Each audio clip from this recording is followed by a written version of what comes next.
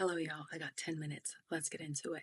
If you want to talk about being the best version of you, we must first talk about how do you feel about not belonging?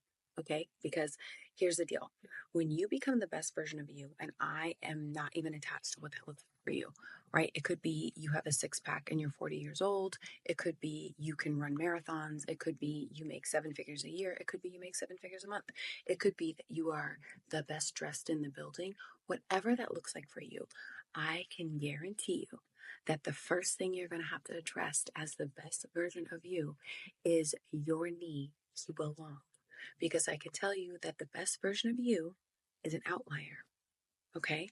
Whatever that vision is for you is an outlier.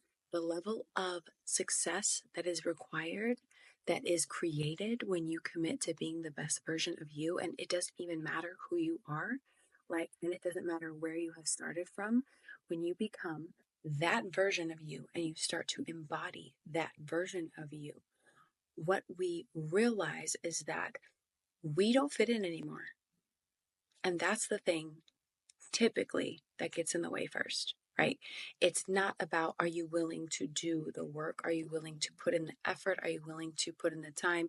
It's are you willing to let everything go? Are you willing to let everything be reshuffled?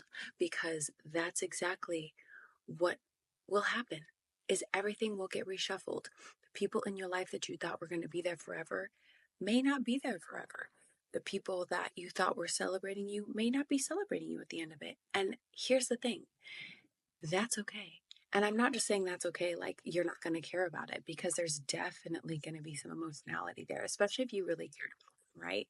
So, what we're discussing here is we're talking about you taking on not the big goal of becoming the best version of yourself, not the big goal that is your goal, right? The end wish of this thing, the I am the person who has the most incredible relationship in the world. I am the person that is the most successful financially in my family. I am the person that is the healthiest and fittest, whatever that is for you, right? Fill in the blank. I am the person that has the most amazing relationship with my kids. All of those things make you someone who stands out. So, how do you feel about the need to belong and not belonging, right? Not finding familiarity anywhere. And how do you feel about attention? These two things, right? How do you feel about not belonging? And how do you feel about attention? And how do you feel when those two things happen at the same time? So you're receiving all of this attention with nobody else around you that can relate to what you're experiencing. That's the scenario that you get to navigate as you step into this version of you, as you become this version of you. And I want to point this out because I think when my clients set goals, they start to think about what do I do to execute this, right? What do I do to make this goal happen? And my question is not what do you do to make this goal happen, but evaluate your attachments to certain things. Like evaluate, is my desire to belong greater than my desire for this outcome? Is my desire to remain under the radar and not be seen and not have a lot of attention and to kind of be invisible at times, is that desire greater than my desire for this outcome? And I think it's so important that you take this inventory honestly, that you really give yourself permission to journal about this, to speak it out loud, to process it with a therapist, to explore it, because this is the hidden thing that gets in the way. It becomes the glass wall you hit, right? You got that initial high of like, I got the goal. This is what I'm doing. This is where I'm going. And it's so exciting because it's new. And then you go to tell your best friend what you're doing.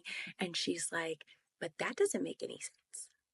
But why would you do that? But that sounds like a lot of work.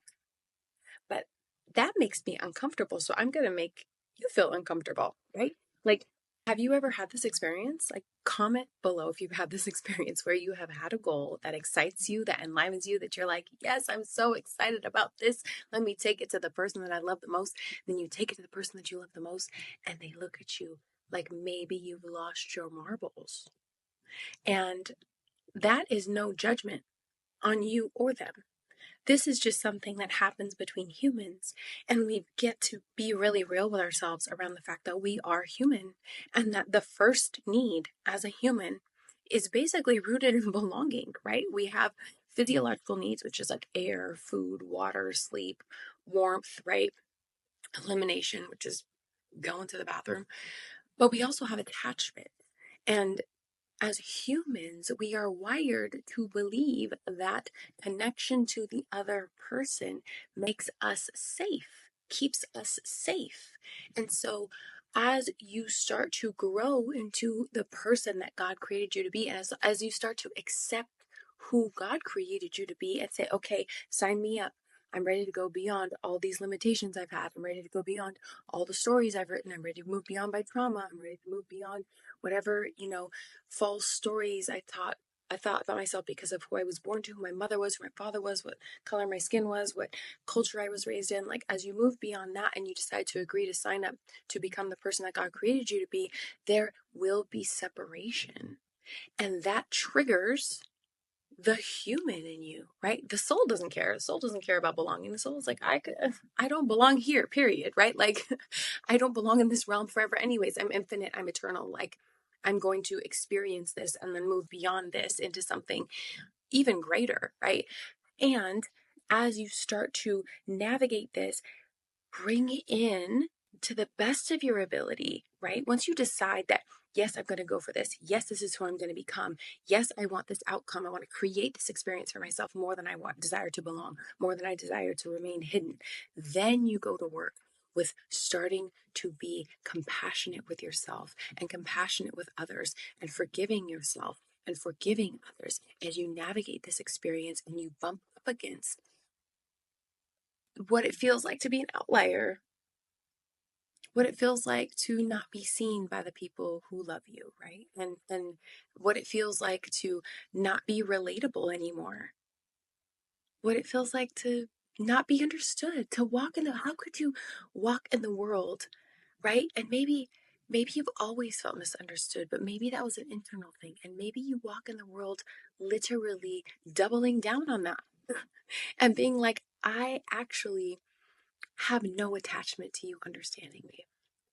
I actually have no attachment to whether I belong next to you or not. I have no attachment to fitting in and feeling surrounded by people who are relatable because I actually find it more fun to be in a group of people who think differently than me, who have a different life experiences, who can create a tapestry of stories and outcomes and relationship dynamics that really inform, right, how I can begin to change my mind, how I can begin to rewrite my story, and how I create in this life that I have this time around. So if you are ready to become your best self, your first thing you get to do is decide whether you want to be the best or you would rather belong. Because the first thing that's going to go on this journey is belonging. And in the next video, I'll talk to you about visibility and being seen. Attention. All right. Love you. Talk to you soon. Bye.